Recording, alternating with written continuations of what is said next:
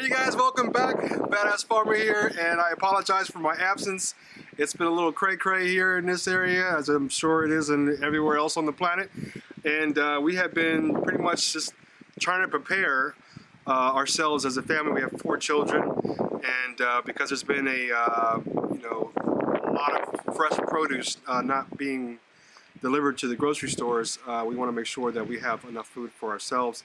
And because we've gotten word from our city leaders or whatever that they're going to be canceling the, well, restaurants are all closed now. I'm sure everybody knows that.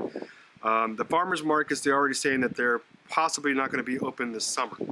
So that's a huge issue for a lot of the farmers in this area. And I've already been talking to some of the farmers that I know and some of the community leaders around here to try to find out what can be done to get food to the community if we're not going to have a farmer's market, if we're not going to have restaurants, because for the most part, the farmers out here, unless they have a farm stand, they depend on those farmers markets to be able to sell their produce, and the restaurants as well. And with the restaurants being closed down, that's a huge revenue that they're not going to be able to make. And the farmers markets, I mean, some of these guys, they make $1,000 a week on those farmers markets, even more than that. This depends on, like, some of the flower people, they're like $2 grand a week.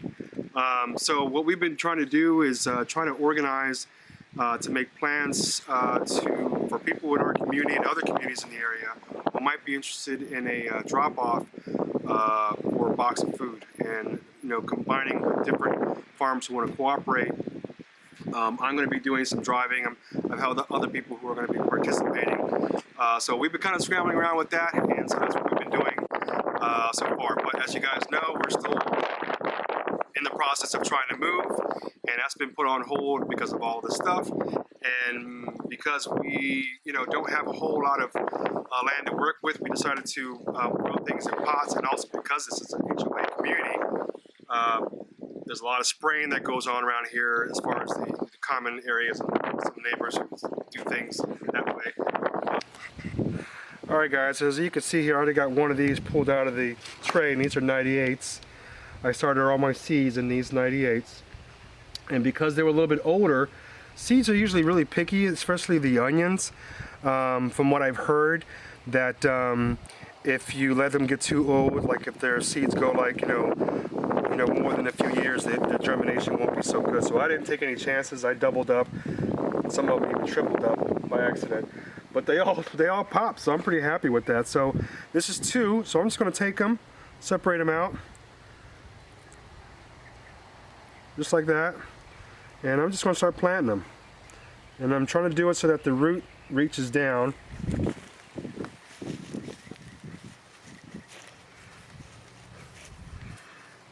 And then you don't want to plant them too deep.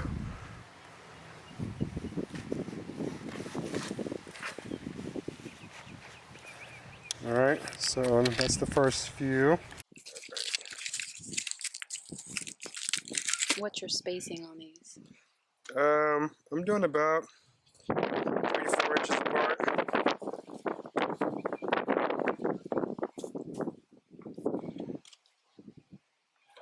If they're too weak like these are, this will probably be okay, but I'm looking for the best ones at this point.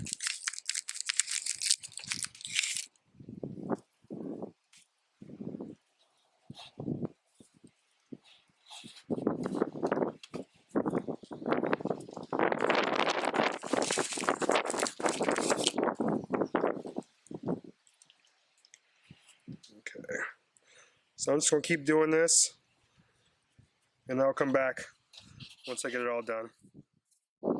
Alright guys, so I got all the onions in, and not sure if I mentioned it, but these are New York Early. What was it? New York Early. New York Early. She's better with the names. I'm not good with names. And I pretty much planted about 17-ish in each pot, and I probably planted maybe a couple more. And ideally, you want to have them spaced out about 4 inches or so.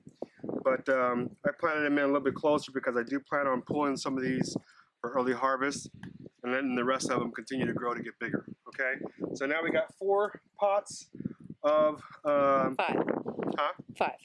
5. What? We have 5 pots. Oh yeah, 5. Wow.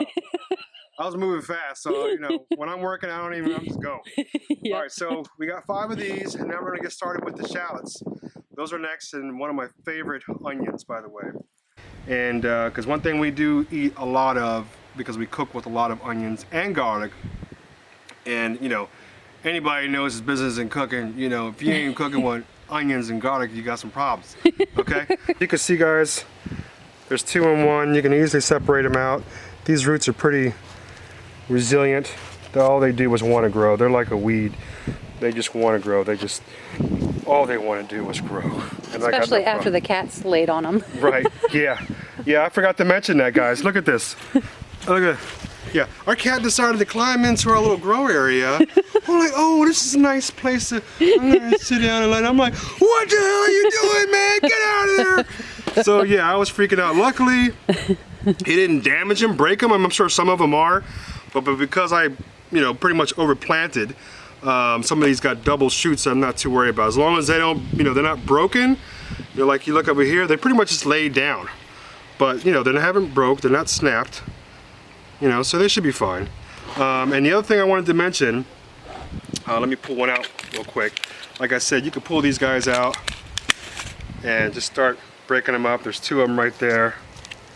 Right, and just pull those weeds apart. And make sure that your soil is fluffy. Now I just put compost in here, so it's pretty fluffy. What I mean by fluffy, you should be able to dig your hand in there, no problem, so that the roots can grow.